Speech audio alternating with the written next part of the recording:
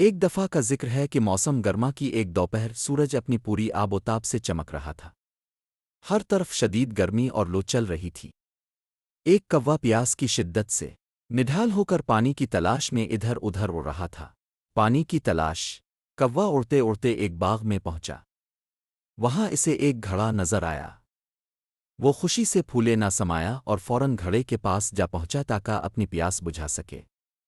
لیکن جب اس نے گھڑے میں جھانکا تو پتہ چلا کہ پانی بہت کم تھا اور اس کی چونچ پانی تک نہیں پہنچ پا رہی تھی۔ کوے کی عقل مندی۔ کوا تھوڑی دیر کے لیے اداس ہوا لیکن اس نے ہمت نہ ہاری۔ اس نے اپنے آس پاس دیکھا تو اسے بہت سارے چھوٹے چھوٹے کنکر نظر آئے۔ اس کے ذہن میں ایک ترکیب آئی۔ اس نے ایک ایک کر کے وہ کنکر اپنی چونچ سے اٹھائے اور گھڑے میں ڈالنے شروع کر دیے۔ کامیابی۔ جیسے جیسے کنکر گھڑے کی تہ میں بیٹھتے گئے پانی کی سطح آہستہ آہستہ اوپر آتی گئی۔ تھوڑی ہی دیر میں پانی گھڑے کے منہ تک پہنچ گیا۔